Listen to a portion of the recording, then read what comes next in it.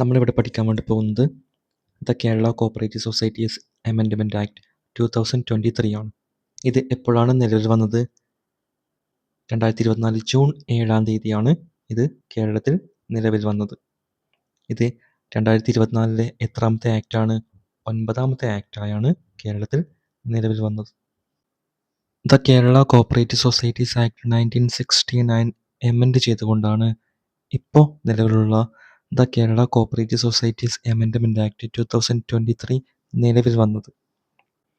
അത് 1969 ആക്ട് 21 ആണ്. അതായത് 21-ാമത്തെ ആക്റ്റാണ് KCS ആക്ട് 1969 എന്ന് പറയുന്നത്.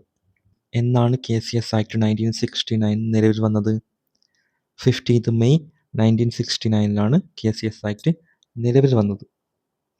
നമുക്ക് നേരെ സെക്ഷനിലേക്ക് പോവാം. ഇവിടെ സെക്ഷൻ 1-ൽ പറയുന്നത് short title, extent and commencement എന്താണ്? അതായത് ചുരുക്കപ്പേരും വ്യാപ്തിയും ആരംഭവും. ഇവിടെ പറയുകയാണ്, this act may be called the Kerala cooperative societies amendment act 2023. ഈ ആക്ടിനെ 2023 കേരള സഹകരണ ഭേദഗതി ആക്ട് എന്ന് പേര് പറയാം.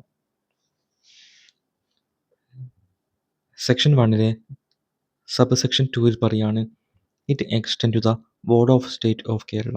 ഇതിന് കേരള സംസ്ഥാനം മുഴുവൻ വ്യാപ്തി ഉണ്ടായിരിക്കുന്നതാണ് എന്നാണ് ഇവിടെ പറയുന്നത്. Kerala cooperative societies amendment act 2023 എന്ന് പറയുന്നത് 2024 ജൂൺ 7-ാം തീയതിയാണ് നിലവിൽ വന്നത്. 2024 9-ാമത്തെ ആക്റ്റായാണ് ഇത് പാസ്സാക്കിയത്. സോ തീർച്ചയായിട്ടും 9-ാമത്തെ ആക്ട് എന്ന് നിങ്ങൾ പഠിക്കണം. ഈ ആക്ടിന് കേരളം മുഴുവൻ വ്യാപ്തി ഉണ്ടായിരിക്കുന്നതാണ് എന്നാണ് ഇവിടെ പറയുന്നത്. ഇനി നമുക്ക് നേരെ ഡെഫിനിഷനിലേക്ക് പോവാം. പൊതുവെ പല ആളുകൾക്കും ഡെഫിനിഷൻ പഠിക്കാൻ വേണ്ടി കുറച്ച് ബുദ്ധിമുട്ട് കാണുന്നുണ്ട്. നിങ്ങൾ ഡെയിലി 2-3 ഡെഫിനിഷൻ വെച്ച് പഠിച്ചാൽ മതിയാകും. എങ്കിൽ മാത്രമേ പലർക്കും ഇത് ഓർമ്മയിൽ നിൽക്കൂ. അതുകൊണ്ട് നിങ്ങൾ സെക്ഷൻ 3 മുതൽ പഠിക്കാൻ വേണ്ടി ശ്രമിക്കുക. ഡെയിലി 2-3 ഡെഫിനിഷൻസ് നിങ്ങൾ പഠിക്കുകയാണെങ്കിൽ വളരെ എളുപ്പത്തിൽ ലോ മനസ്സിലാക്കാൻ വേണ്ടി സാധിക്കും. ഇനി നമ്മൾ പഠിക്കാൻ വേണ്ടി പോകുന്നത് സെക്ഷൻ 2 ഡെഫിനിഷൻസ് ആണ്. ആദ്യത്തെ ഡെഫിനിഷൻ സെക്ഷൻ 2 ക്ലോസ് എയിൽ പറയുന്നു, എപെക് സൊസൈറ്റി.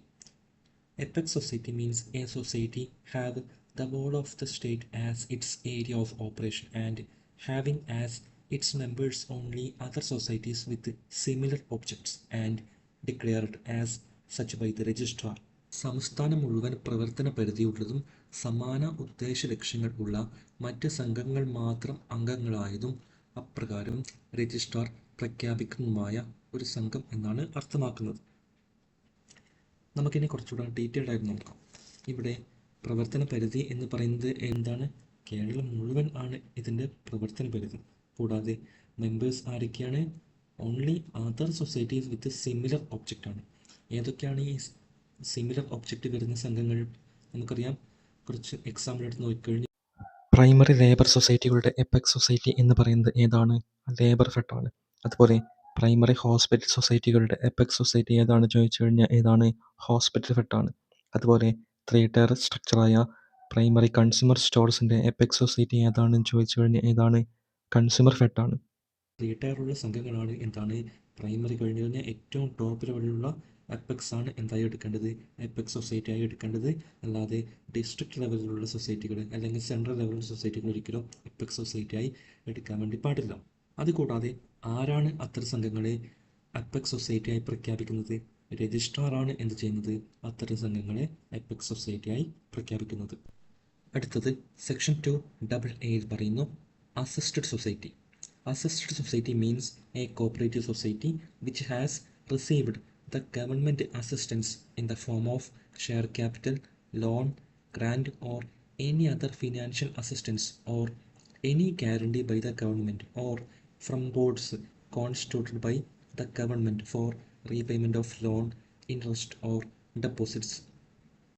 അതായത് സർക്കാരിൽ നിന്നും ഷെയർ ക്യാപിറ്റൽ, ലോൺ, ഗ്രാൻഡ് അല്ലെങ്കിൽ മറ്റ് സാമ്പത്തിക സഹായം അല്ലെങ്കിൽ സർക്കാരിൽ നിന്നും ഏതെങ്കിലും വിധത്തിൽ ഗ്യാരണ്ടി നൽകുക അല്ലെങ്കിൽ സർക്കാർ രൂപീകരിച്ച ഏതെങ്കിലും ബോർഡ് ഗ്യാരണ്ടി നൽകുക, ഏതിനൊക്കെ വേണ്ടി for repayment of loan, interest or deposit. അതായത് വായ്പകൾ തിരിച്ചെടുക്കുവാനും പലിശ കൊടുക്കുവാനും അതുപോലെ ഡെപ്പോസിറ്റ് തിരിച്ചു കൊടുക്കുവാനും ഒക്കെ ഗവൺമെൻറ് ഗ്യാരണ്ടി കൊടുത്ത സംഘങ്ങളെയാണ് അസിസ്റ്റഡ് സൊസൈറ്റി എന്ന് പറയുന്നത്.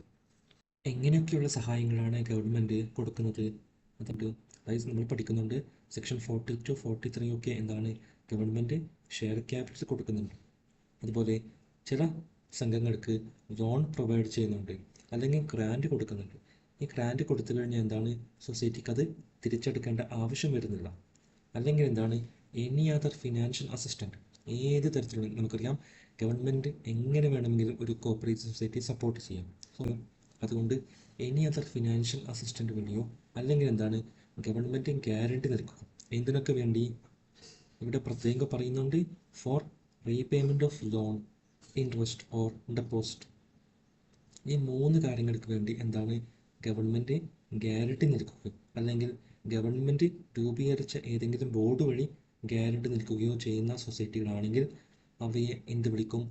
അസിസ്റ്റഡ് സൊസൈറ്റി എന്ന് വിളിക്കും. പ്രത്യേകം നോക്കുക, ലോൺ, ഇൻട്രസ്റ്റ് ഓർ ഡെപ്പോസിറ്റ് എന്നിവിടെ പ്രത്യേകം എടുത്തു പറയുന്നുണ്ട്. അടുത്തത് section 2AB, auditing of accounts of cooperative societies means a close examination of financial transactions, overdue debts, if any, maintenance of books of accounts, documents and other records of a business, preparation of audit report, and includes an inquiry into the affairs of the society and subsidiary institutions in order to ascertain the correctness of accounts and the extent to which its activities were useful in promoting the economic welfare of members in accordance with the principles. It includes the verification of accounts through software solutions, auditing of information system, and migration of data.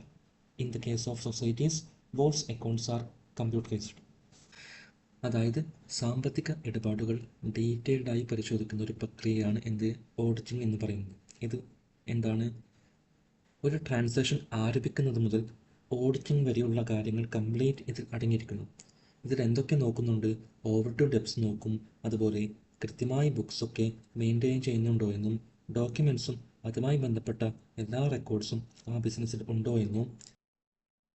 And it includes an inquiry into the affairs of the society and subsidiary institutions in order to ascertain the correctness of accounts.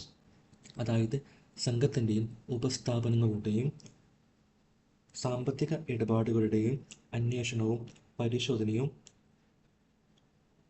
മാത്രമല്ല audit report തയ്യാറാക്കുന്നതടക്കമുള്ള പ്രക്രിയയാണ് എന്ത് auditing എന്ന് പറയുന്നത്. ഇപ്പോൾ എല്ലാ cooperative സൊസൈറ്റികളും almost കമ്പ്യൂട്ടർവൽക്കരിച്ചു കഴിഞ്ഞു.